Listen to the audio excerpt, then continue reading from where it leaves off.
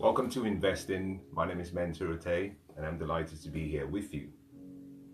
For those of you joining for the first time, it's a pleasure, it's a joy to be with you. For those of you who have been part of perhaps the wealth series or the investment series, again, I'm honored. Now, in today's session, we're going to be talking about what I call the second flip side of what we started yesterday.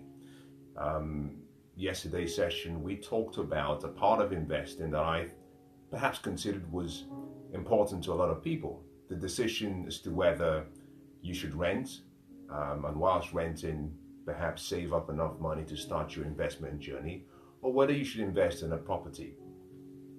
And in yesterday's session, I shared what I considered to be the most important questions you should begin with. You see, all of life's secrets are hidden in questions, and therefore the quality of your life, the quality of the decisions you make, comes down to the quality of the questions you ask. Thinking as we know it is simply a form of asking intelligent questions and answering the questions. So in yesterday's session, we started by looking at both sides of the argument as to whether it's better to rent or whether it's better to buy. I hope for those of you who were part of yesterday's session, you found something educational, informing, perhaps to guide your decision-making potential. Now, in today's session, we are going to go to the other side. Now, I believe that all of us are in a life journey, and for those starting the investment journey, we normally begin, let me illustrate this with on the board. We normally often begin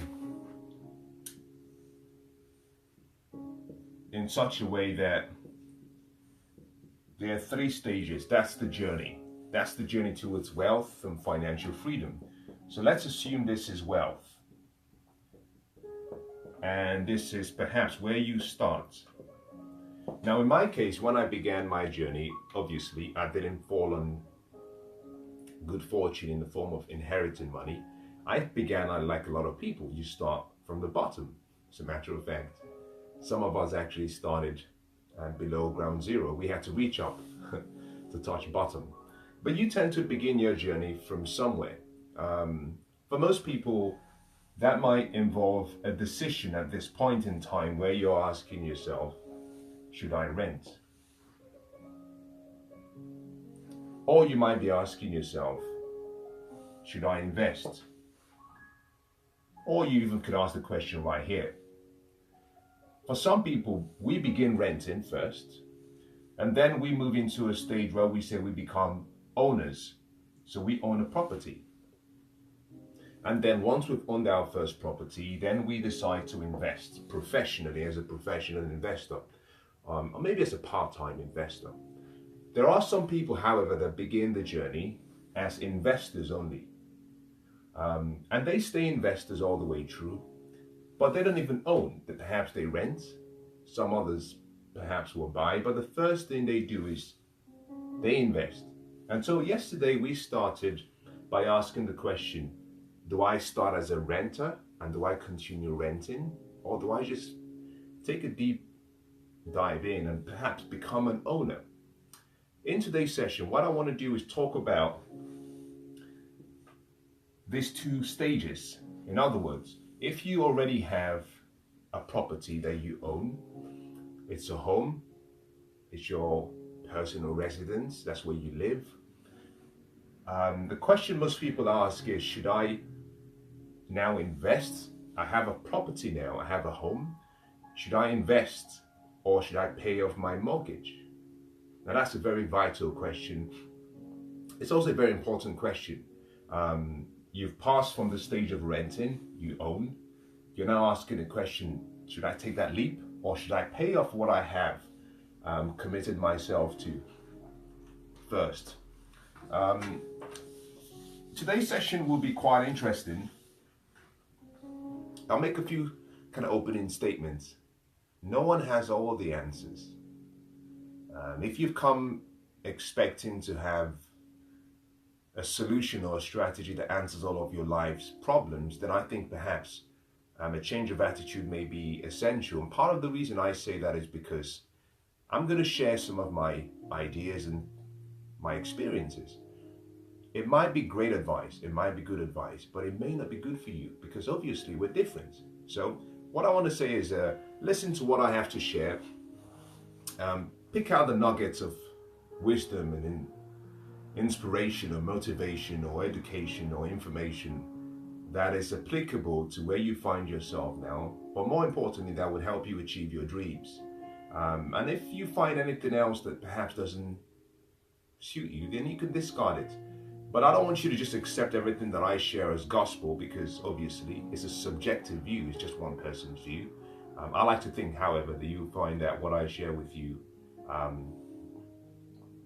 will be not only of great value, but I think you realize it to be a balanced view. Now, I always start by saying that every coin has three sides. You have the heads, you have the tail, and intelligence is found in standing on the edge and making a decision by holding the two opposing ideas in your mind at the same time and still retain the ability to function. That's where intelligence is found. So in looking at both sides of what we're talking about today, I'm not really going to be favoring one side or the other. I'm just going to present my thoughts on both, and then I'll let you make up your mind as to what you think is right for you.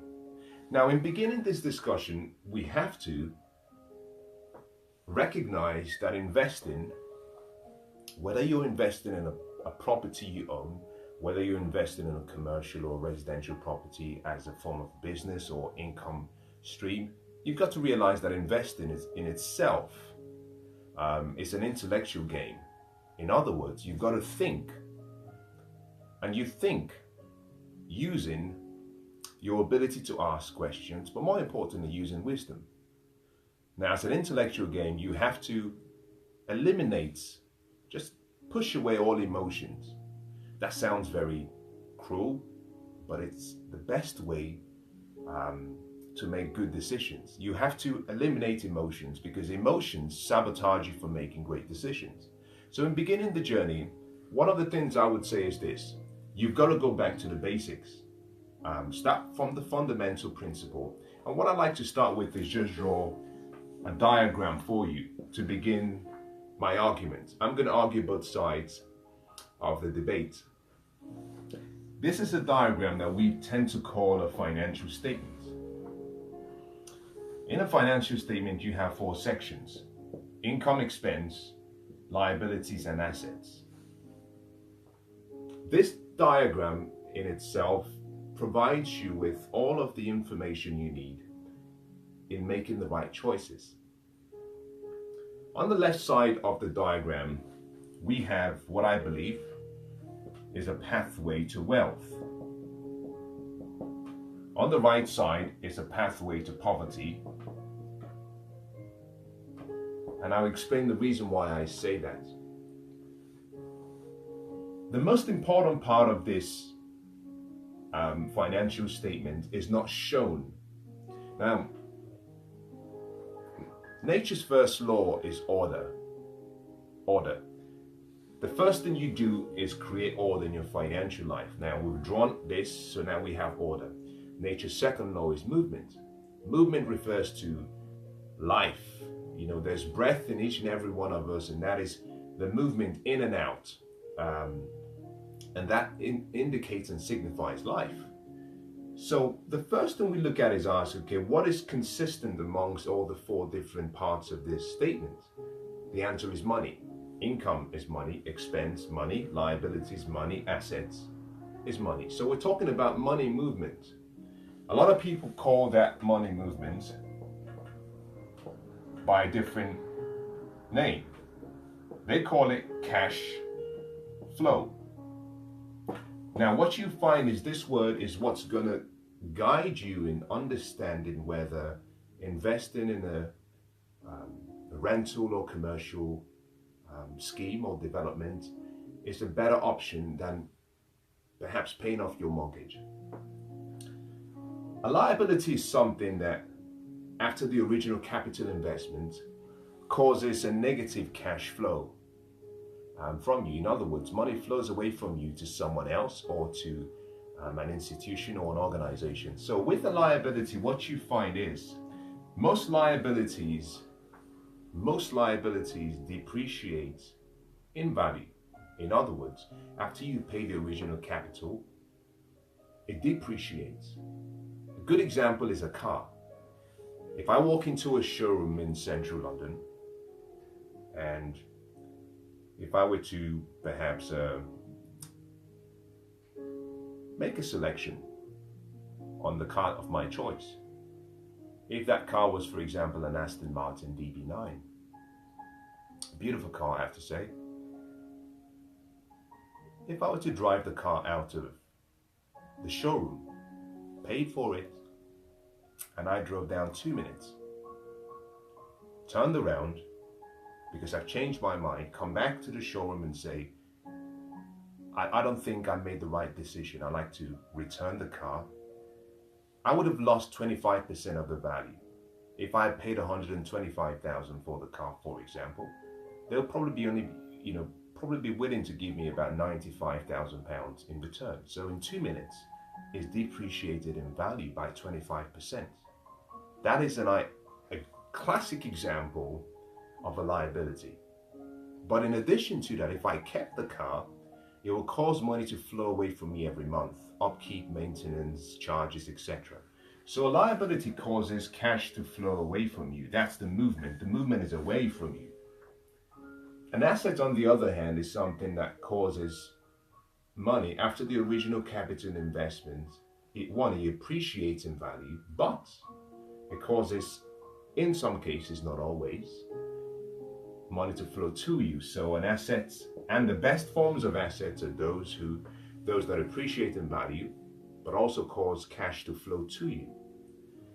But let me take you a step back.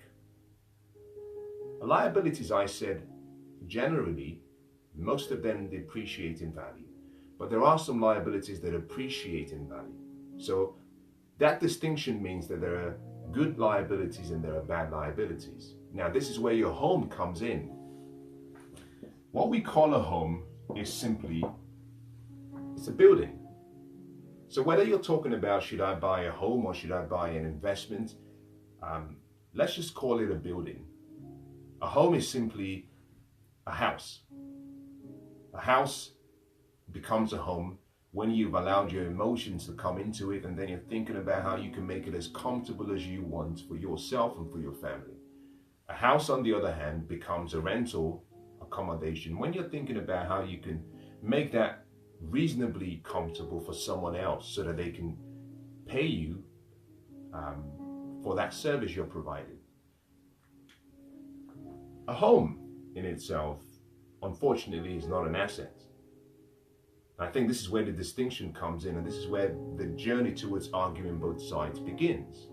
Your home is a liability simply because even if you chose to pay off your mortgage completely, and I'll talk about that shortly, it's still a liability because every month, maybe you still have to pay for utility costs. Obviously, you're not going to get it free.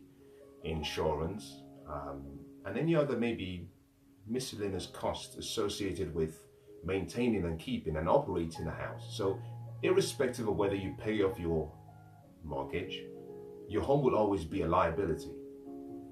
In other words, it will cause money to flow away from you. It creates an expense. So I think that's the distinction. A home will fall under what we call a liability.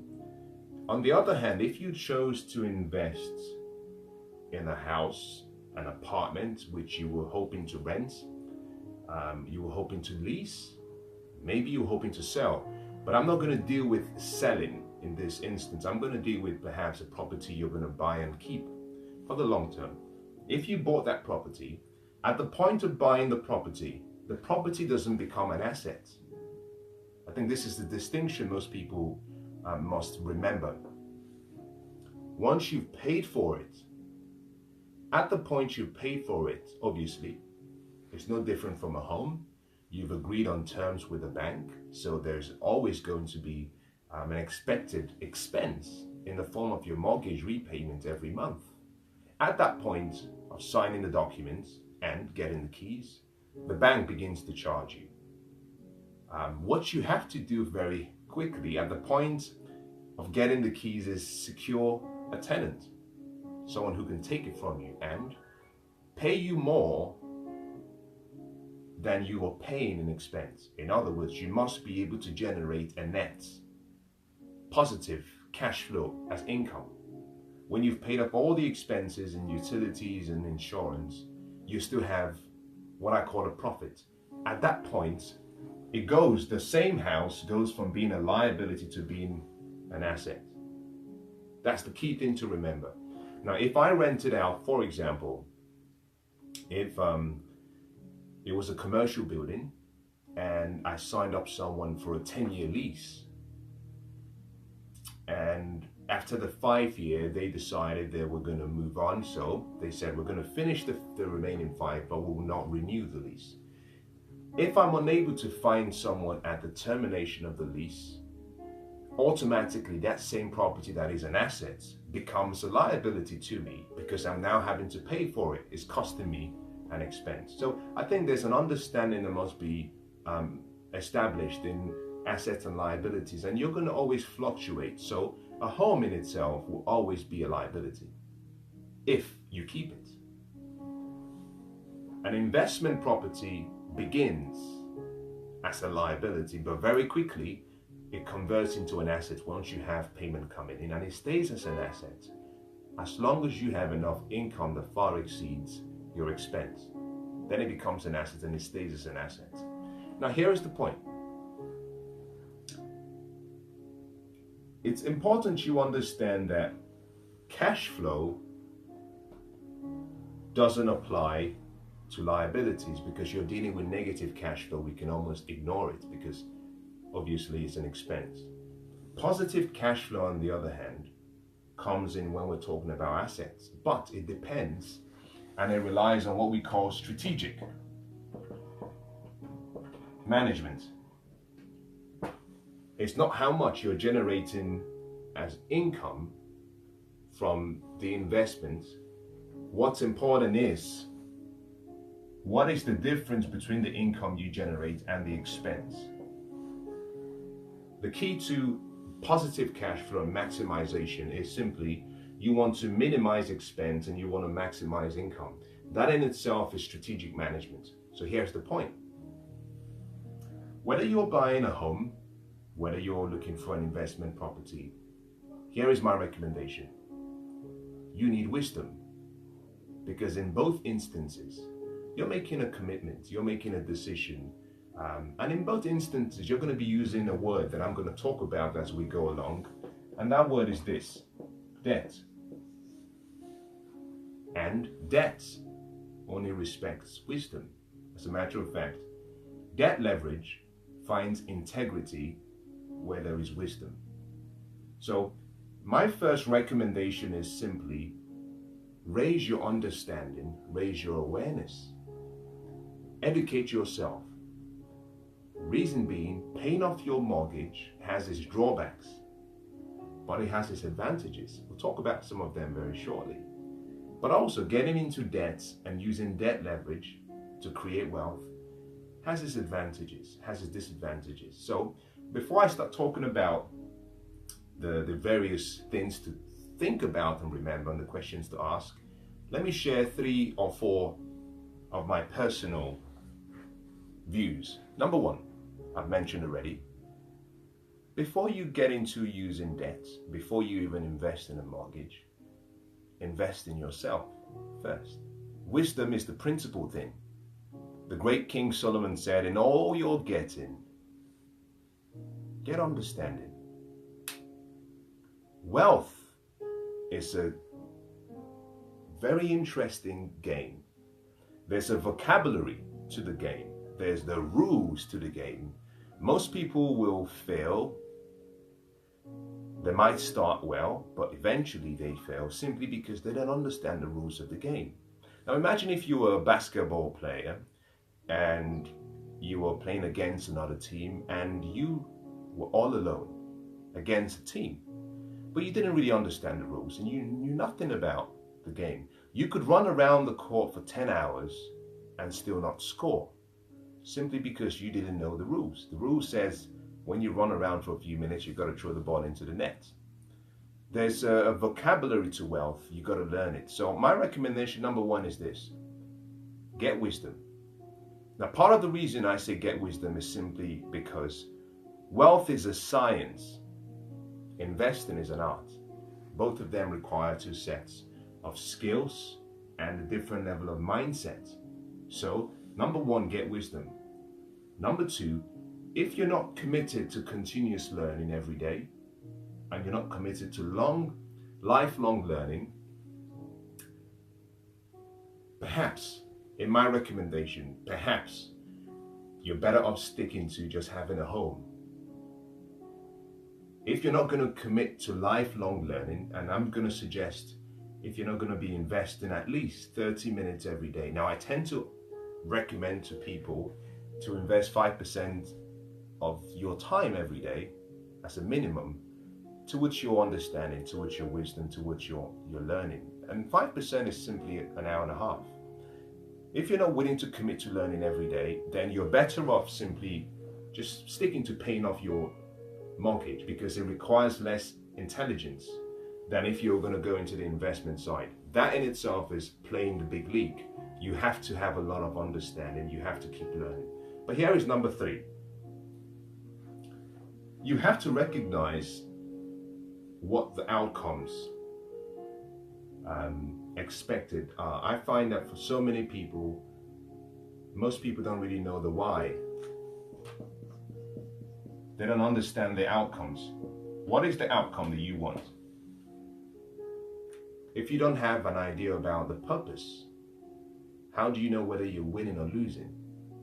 Now, if you weren't part of the investment series when we started, part one, I think it's probably worth watching for a simple reason. I started by sharing what I consider to be the foundation to all investment decisions, and that is simply you've got to understand your purpose. Are you investing for, number one, cash flow? Are you investing because you need quick cash? Are you investing for security? Are you investing because you're thinking about your pension? Now, this applies to paying off your mortgage as well. Are you investing because you want to become financially free? Are you investing because you want to become wealthy? Are you investing because you want to find a way, perhaps to get out of perhaps a profession you're in that you don't have a lot of passion for? So you need a secondary source of income to allow you to go do what you really want to do. This is so many questions. If you don't understand the why for anything, then the how and the what becomes really flaky. So my third recommendation would be, you've got to know your why. I can tell you everything about investing, but if you don't know your why, everything that I share with you perhaps will not provide you with enough information to make the best choices. Now, that's where I'm going to stop right now before we move in very quickly. I want to share something with you, and this is interesting. Remember, I started by saying that the left side of the financial statement is where wealth is created, and the right side is where poverty holds people back. Part of the reason for that is not simply to say one side is better than the other. It comes down to one word: habits. The more liabilities you have, the more you're held back, and unfortunately the more expenses you have, and as a result of that, the less you have to be able to invest. On the other hand, the more assets you have and the more income that you generate, the more you can continue reinvesting. This is the point I'm going to make. In starting the distinction between what will come a home or an investment, I'll make a few remarks. If you pay off your mortgage, if you focus on paying off your mortgage first, all you simply do is increase your net worth. Because what you're doing is you're paying towards the equity in the property. So in general, it will help increase your net worth. But you must recognize that there is something called opinions and facts. We'll talk about this very shortly. If you focus on paying off your mortgage, yes, you will increase your net worth. But wealth in itself has little to do with your net worth. I'll explain that shortly. If you invest in an investment vehicle wisely, then what you do is you increase what we call your wealth worth. Your wealth worth. But in addition to that, you also increase your net worth. Because in both cases, you're still dealing with a building. You know, it could be maybe a slightly different arrangement, but it's still a building. So if bought smartly, if bought with wisdom, what you find is the value appreciates over time for both. The difference is this causes an expense, so it keeps you, in many ways, it keeps you under the category that I tend to refer to as the first category of people. Wealth is created in two ways. You can either have yourself work for money, so you invest your time, in exchange you get money. I like to put it in a different way, paint a different picture by saying that you are the servant and money is the master because you have to work for it. The second category of people or group are those who have money work for them. They are the masters and money is the slave. Now with a home, you have to feed this beast every day. So you have to work for money, and then when you've worked, whatever you get, you put it into the property. With an investment, money is working for you because other people are paying out your expenses and they're giving you money every month. So in this, here you're the slave or servant and here you're the master. The point is simply investing, putting all your investment back into your home, you increase your net worth, but you never become wealthy. The reason is simply this: wealth is income, but it's income from investment sources whereby you don't have to work. As a result of having enough income from your variety of assets or investments or businesses that far exceed your standard of living or your choice of lifestyle. Now, you might work because you want to, for passion, fulfillment, significance, joy, fun, but you're not working because you have to. You're working because you want to. That is wealth. Wealth is income. Now, Buckminster Fuller has a definition where he says it's the number of days you can survive into the future without having to work. So in other words, it's like having a golden goose. And the golden goose lays eggs, and the eggs keep you going, but you still have the goose.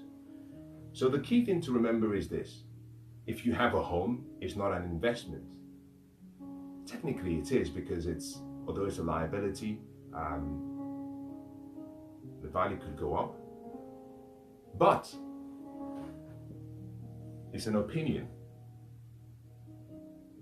Anything or any decision you make beyond the present is an opinion. Okay, I bought this property and it will appreciate in value in 10 years. That is an opinion. You're dealing with a future. It could also go down in value. And this is where I started by saying you need wisdom, because you need to study the market, you need to study trends, but also you need to study what provision and perhaps safety measures you should take into account should something swing the other way. It's an opinion. We have to deal with facts. The fact of the matter is, what do we have right now?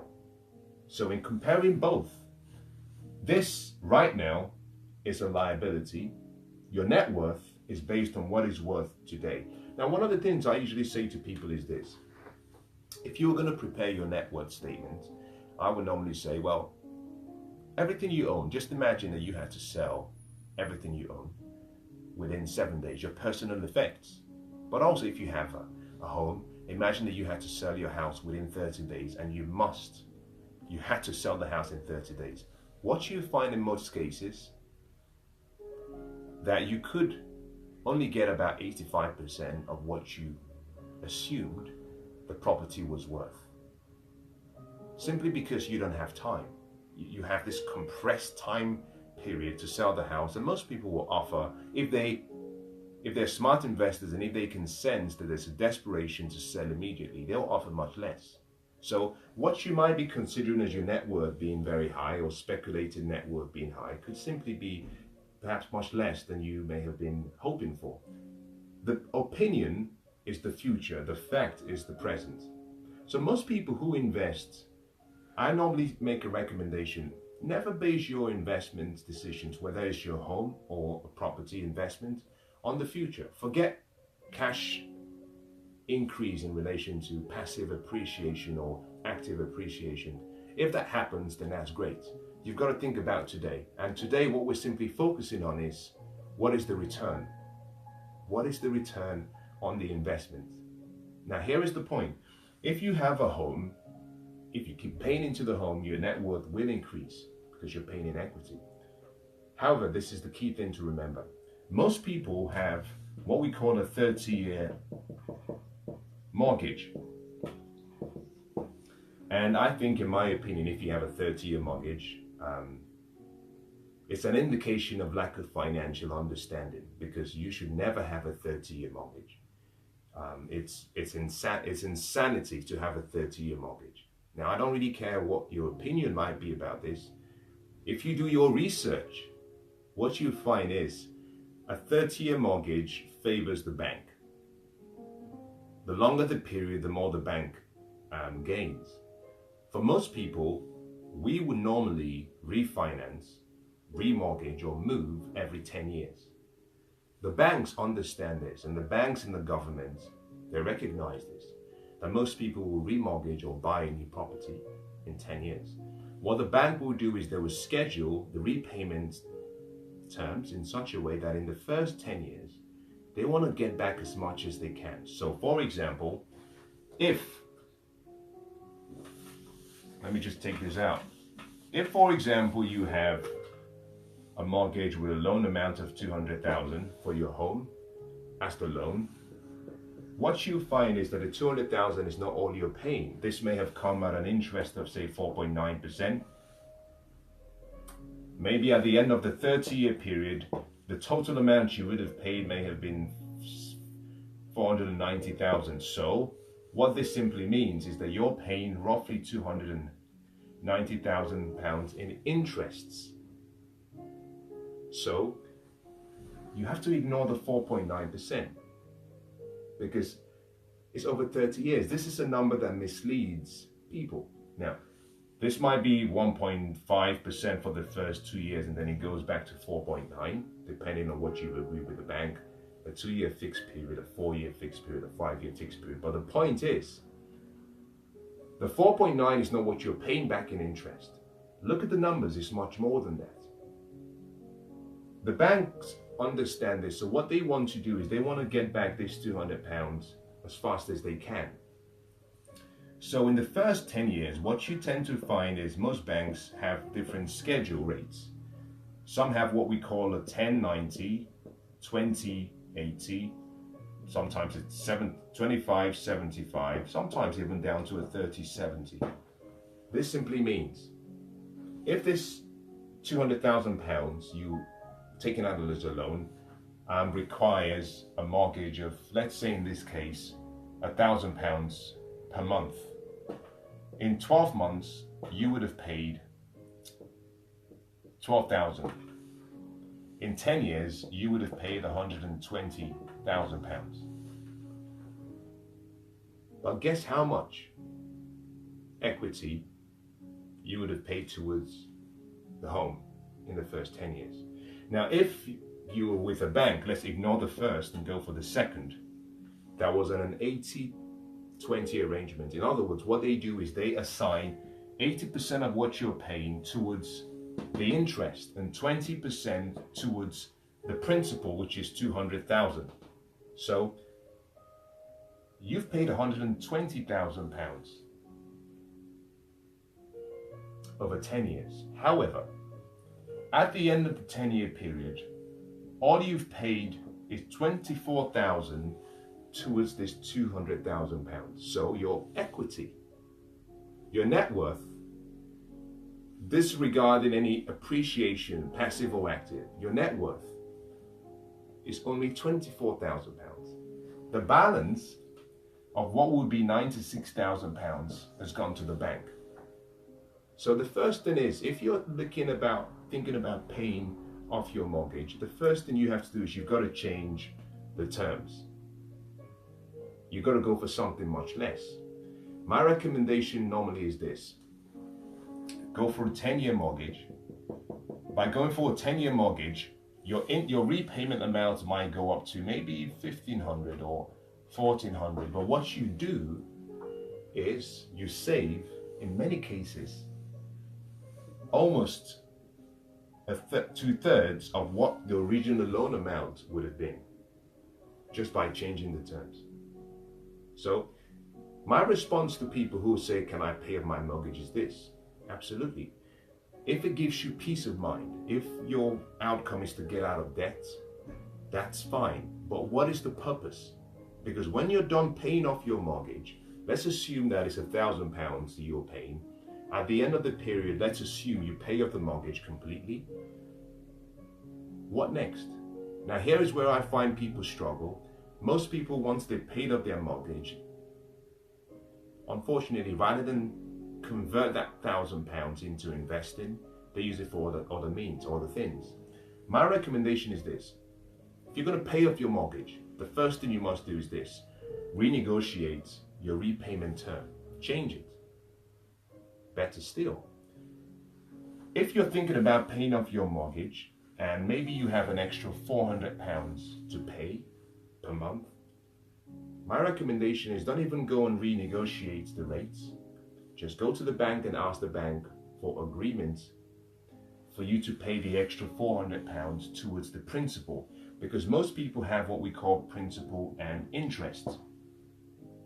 In this example, the principal is $200,000, the interest is $290,000. If I went to the bank and I tried to renegotiate this to a 10-year mortgage term, what the bank will do is change what I pay, which is fine, maybe to $1,400. However, the interest I pay will still be based on this recalculated policy here.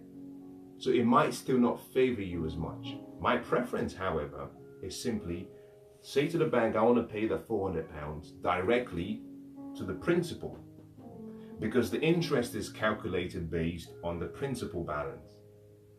Now, if you change it to a 10-year period, just for example, let's just do this roughly. If you change this to a 10-year period, rather than pay £490,000, what you might end up paying over the duration might be £325,000. So you would have saved about £170,000 just by changing the terms, by making an extra $400. However, if you decided not to even change the terms, but decided to pay the £400 directly towards the principal, rather than saving £170,000, you would save maybe something in the region of £200,000. And by doing that, you will still reduce the total repayment timeline from 30 years, and it would be much better than 10 years. It might go down to about 7.5 years. Don't believe it? Go check with your banker, or check with other people who understand the game. This works. So my recommendation is simple. If you want to pay off your mortgage, that's fine. But you've got to understand, number one, why are you paying off so fast? And are you paying based on the longest term? Now here's another point I'm going to make. If you're paying off your mortgage, recognize something. Real estate is only attractive because of two factors.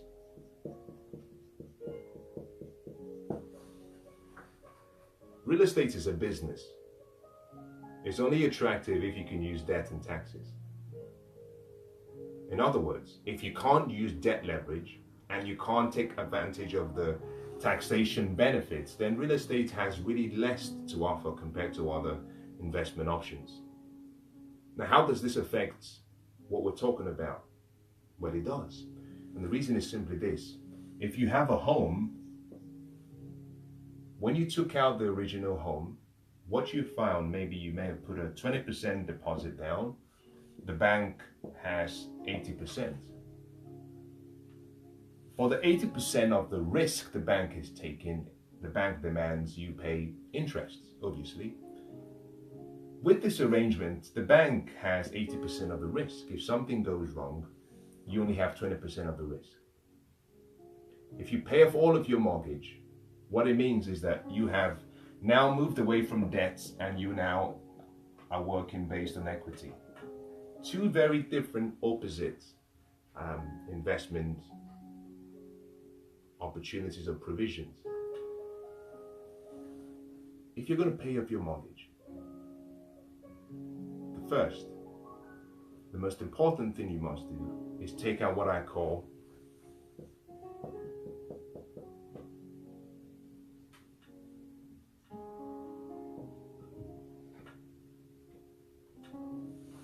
personal insurance. And the reason is simply because everything that you've created as equity is now susceptible to what I call vultures. If there's injury, for example, if there is injury to a third party, for whatever reason, maybe due to negligence on your part, you could be sued. All of the equity that you've worked so hard to build, to create, is exposed. So to pay off your debt has its drawbacks, but you must provide protection. You've got to protect that equity by taking out insurance. If you don't take out insurance, that's insanity, because all of what you worked so hard to create, unfortunately, is exposed to people who perhaps may not really have good ideas and thoughts towards you. But here is the other point. You may have increased your net worth, but net worth that cannot be converted to cash flow does you no favors in the present. Say that again. I mentioned that if you have a home and you pay off your home, you increase your net worth. If you buy an investment property, not only do you increase your net worth, you increase your wealth worth. So I think at this point it's important to perhaps address both for those who perhaps don't understand the difference. Your net worth deals with what you're worth in financial terms. Again, it's an opinion based on a future event, but also it's a fact based on today.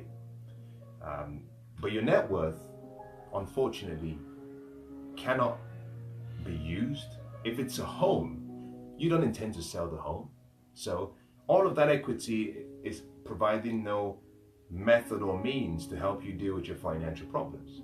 So I usually say net worth that cannot be converted to cash flow is of little or no value. Now, I mentioned earlier on that wealth is income through investment. So the key here is, if you're not hoping to sell your home, what you have is what I call a frozen. You have a frozen asset. Now, at this point, I'm calling it an asset, although, technically, I should use the word liability, but let's keep it that way. You've paid off all the mortgage. Maybe you have utilities every month, that's okay. But you have something frozen.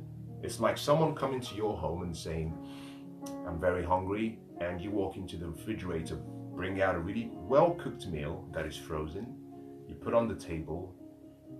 It doesn't satisfy their hunger because it's not an edible temperature. They have to convert that from frozen temperature down to edible temperature before they can quench their hunger. So whatever you have in your home is frozen. Now here is the other point I'll make. You've got to understand the purpose of money. Money has one function and one function alone: to multiply itself. If you keep putting equity into your home, what you have is you're parking your money. You're keeping your money. Money has to be put on what I call roller skates. Just keep it moving. let it keep reproducing. So by accumulating equity in your home, there is a disadvantage. The disadvantage is that you're failing to understand what's called the velocity of money. You're keeping your money positioned and held in one location. The problem with that is simply that the purchasing power of that money in the form of currency is declining, for most currencies anyway. So for example, let's assume this £200,000 loan you took out. You've paid it all off. You've paid off this £200,000. The problem with this is if you've paid £200,000 into the home to clear out all the debts, the purchasing power at the point of when you've paid off, let's say, 13 years, when you've paid up, assuming you follow the recommendation given earlier on, by the time you've paid off the mortgage, the purchasing power of the money, assuming you decided to sell, has declined. And that is where we have the difference between debt and equity. The wealthy get wealthier because they use debt, investment debt. That's the only advantage they have, obviously with the addition of taxes and tax laws, but it's debt leverage. Real estate is all about using debt leverage. Hence my first recommendation about wisdom. So, the problem with using your equity is with time, the value of what you have is declining. Now, the interest rates, the inflation rate in London today is 2.9. In 2008, it was 2%. Now let's just round the 2.9 down to 3% for clarity. I want to show you something that might be interesting. There's something called the rule of 72.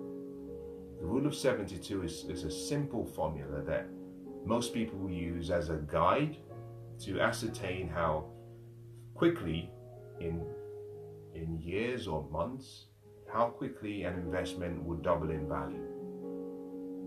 So for example, if you bought a property that generated a 6% yield or return, then simply if you take 72 and you divide it by 6, it means that property, that investment will double in value in 12 years. Very simple. The rule of 72 also can be used to calculate how quickly your money can reduce by half its value. You take 72, you divide it by the interest rate. In 2008, this would have taken roughly about 36 months for the purchasing power of that currency to decline. Obviously, it varies depending on the various parts of the world where you're watching from or where you might be. With an interest rate of 3%, in 24 months, that money you have, the purchasing power, would decline if it was consistent, would decline. So this is simply to give you an indication that whilst you might be thinking that your net worth is increasing, technically it's not really increasing because you're using equity. Now, if you were using debt, that's very different. We're going to explain how that works with debt when I move into talking about investing. The point I'm trying to make with this is simple. Paying off your debts is something you might choose to do, maybe for peace of mind. You want to say, I'm debt free. One of the things that I would suggest, however, is this. When I started yesterday's session, I talked about the difference between renting and buying. My recommendation has always been consistent. I would rather have you invest first than buy a home. Then use the income created from your investment asset to pay off your home, so that what you have is a principle used by a lot of the wealthy people. Rather than buy a liability, they're buying an investment asset first, and the asset feeds the liability. So you have your cake and you have it.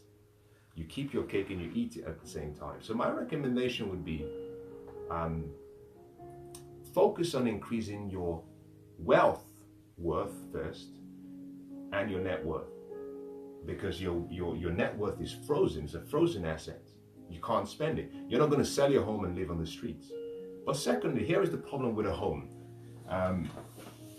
Depending on where you live, we have what I consider to be a really great architectural base when it comes to buildings in London. Victorian houses, Edwardian houses, and various shapes and sizes. But one of the great things about properties in London, we have townhouses, and the way these houses were designed and the way we live today, a lot of the houses, may have been built as single houses. Over the years, a lot of the single houses have been converted to multiple flats. So what would have been a single house has now been converted in such a way that you have maybe a number of apartments. So the houses, because of the architectural designs, lend themselves to easy conversion to apartments. The reason I mention this is simply to say, you could pay off your mortgage if you chose to. You can sell the building. You could buy something else similar, maybe buy a flat, or you can, rather than sell the entire building, you could simply reconvert it into apartments, and then you could lease out some of them and just perhaps have one. Different options of what you could do. The point of this is simple.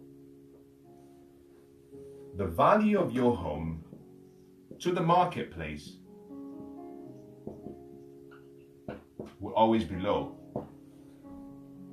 On the other hand, if it's an investment, the value will always be high.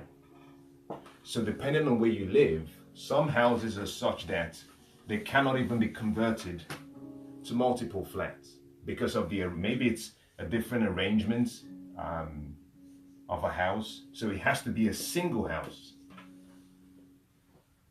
One thing for sure is, because you're thinking about the future, you've got to ask yourself, will people always want to buy this house? The answer is probably no.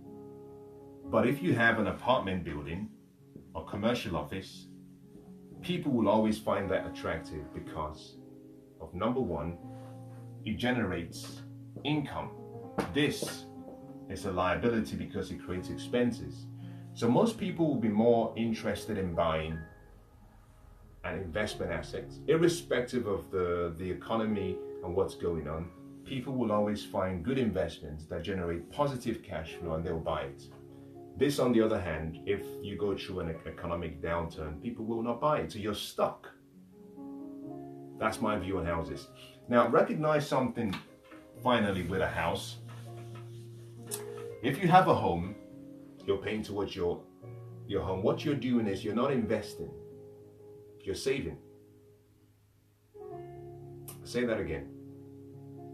If you have a home, if you were paying £1,000 for your mortgage and you decided to start paying 1,400 instead, you're paying an extra 400. You're not investing, you're saving. If you save your money, you increase your wealth, your net worth, you increase it incrementally. If you invest, you increase your net worth and your wealth worth exponentially. Saving is a slow way to getting wealthy. That is the reason why you cannot compare someone who invests in a property intelligently and someone who pays off their mortgage even intelligently. Saving is a slow means to wealth. It's a slow path. Just recognize that you are saving, you're not investing. Now, you might argue and say, well, the value of the properties have gone up, and you might give me all the statistics. Again, I'll take you back to this simple word. Opinions and facts. Opinions, you're dealing with the future. Facts, I'm dealing with today, now. Now, that's my general view about maybe choosing to pay off your mortgage. There are a lot more I can talk about, but I want to stop there and move over to investing instead in a property. And I want to share one or two thoughts with you that you might consider valuable. On the other hand, let's assume that you have a £200,000 mortgage. You're paying £1,000 per month. It's for 30 years. You can afford an extra 400. Just say, for example, you can afford an extra 400. Rather than pay this extra 400 back into the house to pay off the debts, what my recommendation would be, or maybe what my, I wouldn't say recommendation because that might be a little bit more somewhat biased. One of the things I would ask you to consider is, can you not find an investment whereby you can purchase the investment and have it in such a way that the investment will not, that £400 that you would have paid extra, maybe that's all you have to pay per month for the investment, but you generate much more in terms of income. So for example, you go over to the bank and say, I have £200,000 as a mortgage, but I want to buy another property. You buy the property, you rent it out. Let's assume in this case it starts to generate £400 net. You take that £400, you pay that £400 towards your home, if you so choose to pay off your home mortgage because you want to be out of debt. But what you're doing here is a principle. You're buying the asset first, and then the asset is paying for the liability. Now, the principle of wealth creation follows a number of step-by-step guides and processes. Number one, invest. Number two, invest under the guidance and counsel of wise people. Number three, the returns you get from your investment, you must reinvest. Number four, always invest for a return that is above market value. So what we're doing here is we're following point number three, which is reinvest. I think this is a better option because what happens is in the long run, this appreciates in value, but is generating an income that is helping you pay off your mortgage. That is one option. The second option is this.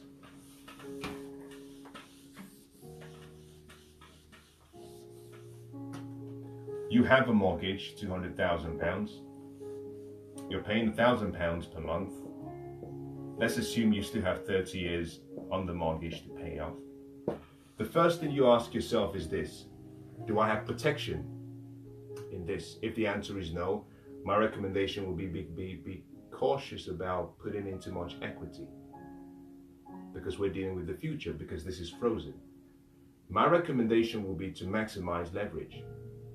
That'll be my recommendation, maximize leverage. In other words, let's assume you've held this property for 2 years, and now after 2 years it's down to 28 years left, and in the period the property has gone up to maybe £240,000.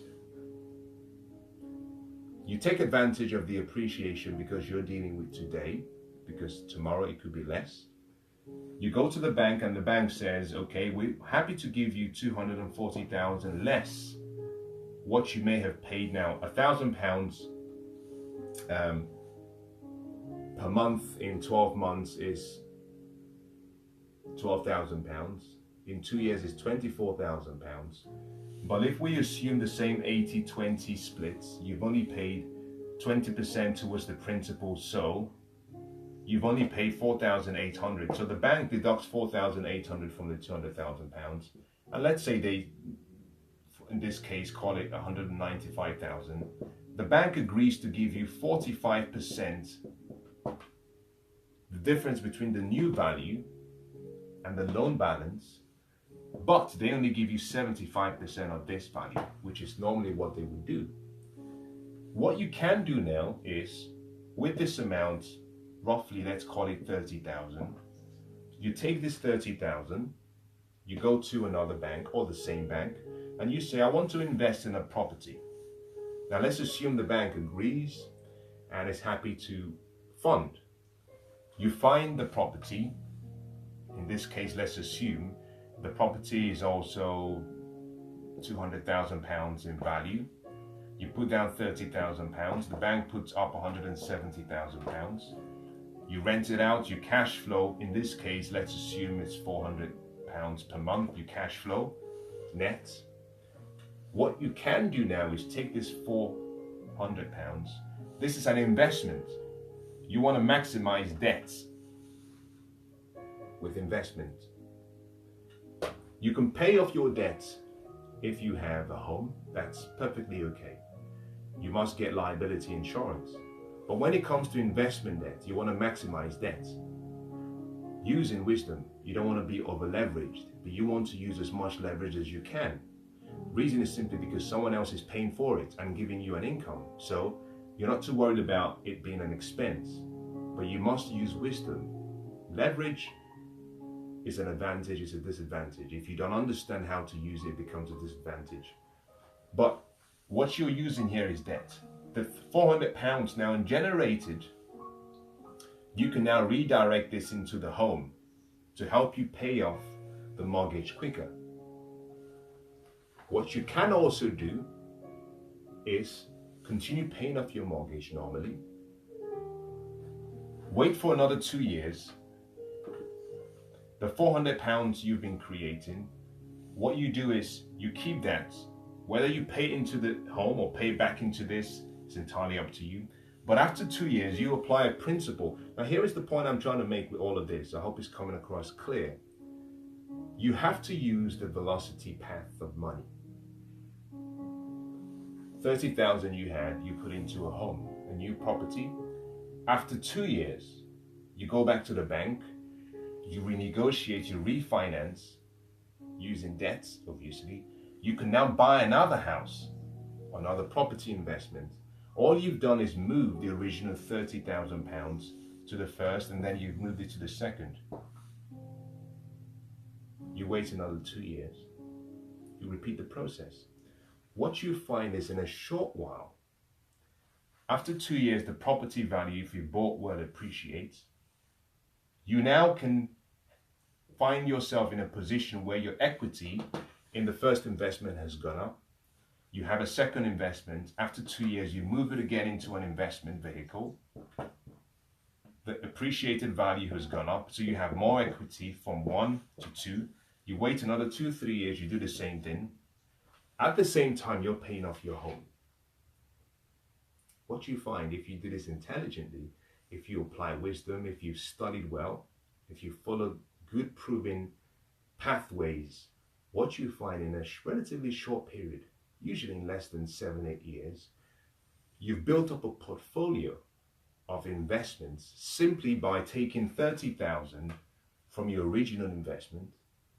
Remember this though, this 30,000 could have been kept in the same house, but it would have been frozen.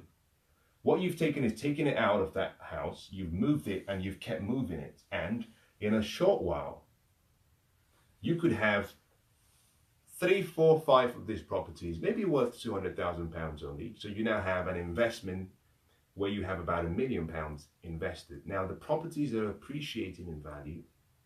Because you're using debt leverage, you can continue to move your money around. And over time, what you find is the equity you start creating in these assets, you can pull that equity out, should you choose, in 10 years or less and pay off your mortgage completely. So now you're mortgage free. However, these are still generating income per month net. This income per month can now be used to pay for whatever utility costs you're expending. And therefore, what you now have is assets appreciating in value, a home paid off full, but is not a liability. In this case, because you're offsetting what would have been the expenses from the income generated from your other investments. I don't know. I hope it makes sense, and I hope some people have found it valuable. The point of the matter is this. I would say go back and sit down and find out what your true outcomes really are. What is it you really want? But also, I would recommend that you spend a lot of time increasing your education, spend time in study, find out how other people have done it, find out what works, find out whether it will work for you. But more than anything, find out whether you're willing to commit that much. But I'll say this as I conclude. There's a joy and satisfaction that comes with having a home. I understand it. the truth is, a home is a liability. And for many people, because we have so much emotional attachment to it, in most cases, when we have a home, we get more into debt, personal debt, because we start buying all the accessories. And normally, most people say if you choose a home, you choose a lifestyle. You choose a neighborhood, you choose a lifestyle. So now we have to live based on a lot of influence, based on what's around us. You can choose to pay off your mortgage. There's no problem with that. But most important thing is get insurance so you're protected. But more than anything, recognize that what you're calling your net worth is an opinion, because it's based on a future event. And just the way your net worth can go up, it can also come down, because if there is a problem in the area for whatever reason, the value of properties could decline.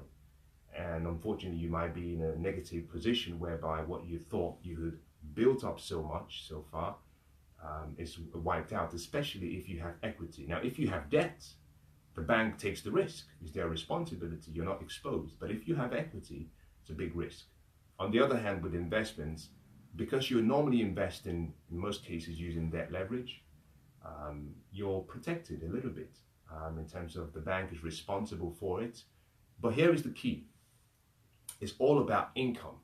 So if you have an investment property, whether the market goes down or goes up, one of the things you recognize is people will always rent.